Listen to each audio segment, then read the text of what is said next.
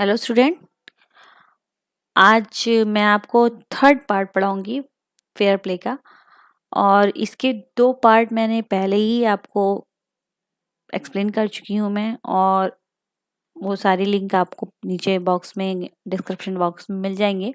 और इस पार्ट को समझने के लिए अगर आप पूरी स्टोरी को अच्छे से समझना चाहते हैं तो पहले फर्स्ट और सेकंड पार्ट ज़रूर देखिए, तभी थर्ड पार्ट आपको क्लियर होगा कि कैसे जुम्मन और अलगू की फ्रेंडशिप टूटी और चाची को कैसे न्याय मिला और फिर कैसे दोनों में दुश्मनी होगी। तो चलिए अब टाइम को वेस्ट ना करते हुए हम थर्ड पार्ट को स्टार्ट करते हैं और देखते हैं क्या हुआ था उसके बाद जब जुम्मन और अलगू एक दूसरे के दुश्मन बन गए। तो चलिए जल्दी से स्टार्ट करते हैं part 3।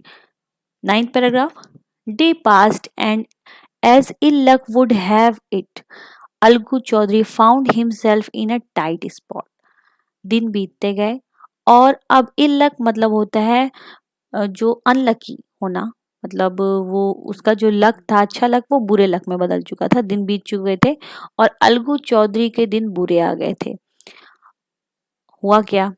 Algu Chaudhary found himself, Algu Chaudhary ने अपने आप को पाया टाइट स्पॉट मतलब प्रॉब्लमेटिक सिचुएशन, एक डिफिकल्ट सिचुएशन में उसने अपने आप को पाया। One of his fine pair of bullock died, उसके जो सबसे अच्छे नस्ल के बैल थे उनमें से एक बैल का जोड़े में से एक बैल जो था वो मर चुका था। And he sold the other to the Samjhu Sahu, और उसने यानी अलगू ने क्या किया, उसने सोल्ड मतलब होता है बेच देना, उसने बेच दिया था दूसरे बैल को समझू साहू को। समझू साहू जो कि गांव में ही रहने वाला था, उसे एक इंसान को। A car driver of village, और वो एक कार ड्राइवर यानी बैलगाड़ी को चलाने वाला था, यानी बैलगाड़ी चला के अपने जीवन को बिताता था।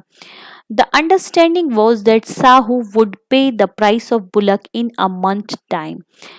दोनों के बीच में समझौता हुआ था कि दोनों, अलगू ने उसने अपना बैल दिया था साहू को, और साहू ने उसे कहा था कि वो उस बैल का प्राइस, उस बैल का जो पैसा है वो उसे 1 महीने के अंदर दे देगा। It so happened that the bullock died with in a 1 month. पर हुआ क्या, कुछ और घटना घट गई। वो जो बुलक यानी बैल था वो 1 महीने के अंदर मर चुका था। यानी साहू ने उसे पैसे नहीं दिए थे बुलक के, पर वो 1 महीने के अंदर बुलक ही मर गया। फिर देखिए क्या हुआ जब बैल मर गया। Several month after the bullocks death, कई महीने बीत गए बुलक यानी उस बैल के मरने के बाद।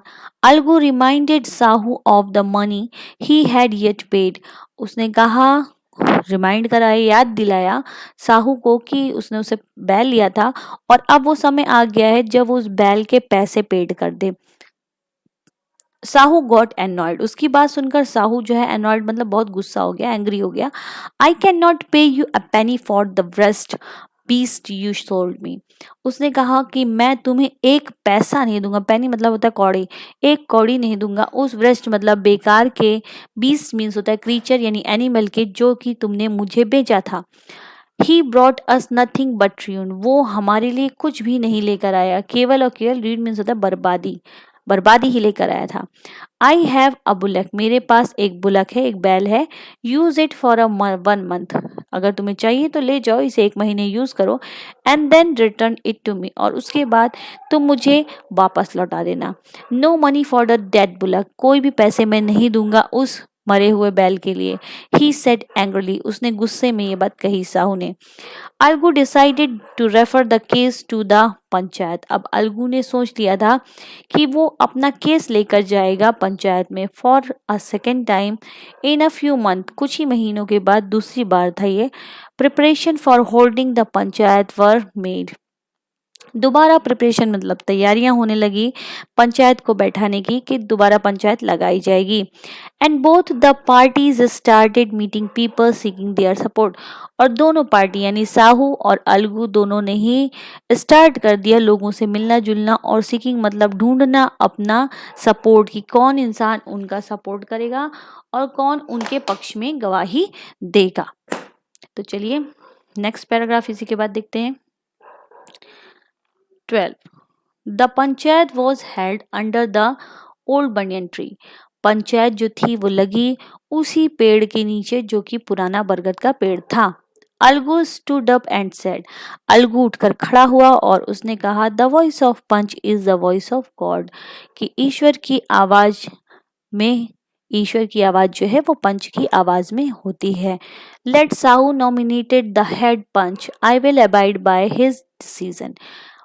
अब साहू जो कि इस केस का कल्प्रिट था, वो नॉमिनेट करे, मतलब बताए कि कौन होगा हेड पंच, और मैं जो भी वो डिसीजन लेगा उसको मानूंगा. साहू सॉ हिज चांस, जब साहू ने ये सुना तो उसे ऐसा लगा कि उसे मौका मिल चुका है. And he propose the name of Jumman, और उसने हेड पंच के लिए नाम चुना. प्रपोज मतलब नाम चुनना, प्रस्ताव रखना. किसके नाम को चुना? जुम्मन के नाम को, जो कि अलगू का फ्रेंड नहीं, अब एनिमी था. एल्गूज हार्ट सैंक एंड टर्न पेल, अलगू का हृदय जो था वो दुख से डूब चुका था और उसका चेहरा पीला पड़ गया. पेल मतलब होता है पीला पड़ जाना. But what could he do, पर वो अब कर भी क्या सकता था. The moment Jumman became head panch, क्योंकि अब वो समय था कि जुम्मन जो था वो हेड पंच बन चुका था. ही रियलाइज हिज रिस्पॉन्सिबिलिटी एज जज and the dignity of his office. तो जुम्मन को ऐसा लगा कि वो अब हेड पंच है, तो उसे अनुभव हुआ अपने रिस्पॉन्सिबिलिटीज़ का, अपने ड्यूटीज़ का, अपने कर्तव्यों का, और एक जज के रूप में उसने उस गरिमा को, डिग्निटी को और उस ऑफिस को, उस काम को समझा. यानी उसे अब अपनी दुश्मनी नहीं दिखाई दे रही थी, उसे केवल ये दिखाई दे रहा था कि वो एक जज है और उसे जस्टिस करना है.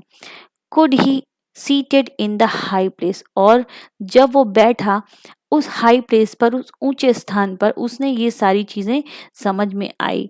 हैव हिज रिवेंज नाउ, और क्या वो अपना रिवेंज लेगा? ही थॉट, उसने सोचा. And he thought no he must not, पर जब वो उस स्थान पर बैठा, उस चेयर पर, उस जज की कुर्सी पर, तो उसे समझ में आया कि उसे अपना रिवेंज नहीं लेना चाहिए, उसे जस्टिस करना चाहिए. उसके बाद देखिए क्या हुआ. Allow his personal feelings to come in the way of speaking the truth and doing justice.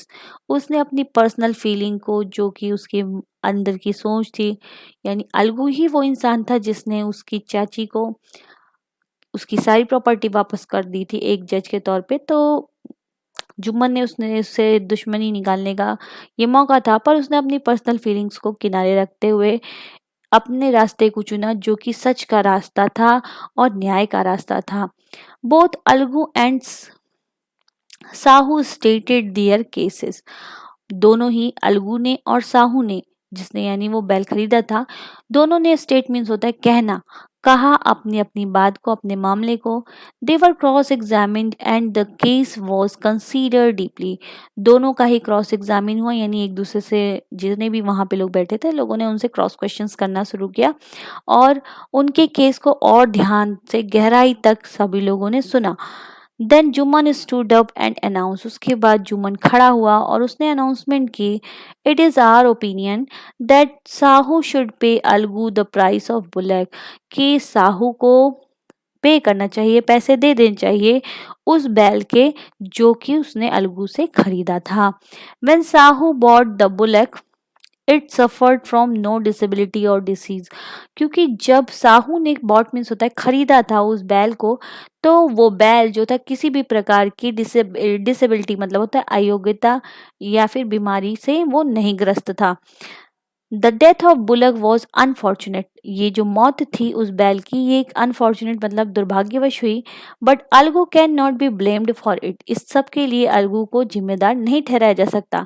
Algu could not contain his feeling, जैसे ही अलगू ने जुम्मन के इस फैसले को सुना, इस बात को सुनी कि अलगू ने से दुश्मनी होने के बाद भी जुम्मन ने उसका अपोजिशन जो स्ट्रांग नहीं होने दिया, वो साहू के पक्ष में फैसला नहीं दिया, बल्कि अलगू के पक्ष में, जस्टिस के फेवर में उसने फैसला दिया, वर्डिक्ट दिया. तो ये सुनकर वो अपनी फीलिंग को छिपा नहीं पाया. He stood up and said loudly over and over again, वो ऊंचे स्थान पर खड़ा हो गया और जोर जोर से बार बार चिल्लाने लगा, victory to the panchayat, victory to the panchayat, जीत हुई पंचायत की, जीत हुई पंचायत की. दिस इज जस्टिस, यही न्याय है.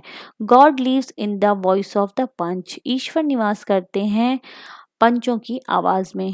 ये बात उसने बार बार रिपीट करनी शुरू की और वो बहुत खुश हुआ।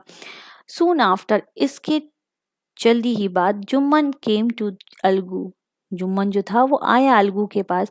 एम्बेरस्ड हिम, वो उसने उसको गले से लगा लिया और कहा, सिंस द लास्ट पंचायत, पहले पंचायत में जो आखिरी पंचायत थी, I had become your enemy, मैं तुम्हारा दुश्मन बन गया था। टुडे आई रियलाइज, पर आज मुझे एहसास हुआ, what it mean to be an panch, कि क्या मतलब होता है एक पंच बनने का, जब मैं खुद एक पंच बना तब। अ पंच हैज़ नो फ्रेंड, किसी भी पंच का कोई दोस्त नहीं होता। नॉर एनिमी, ना ही कोई दुश्मन होता है।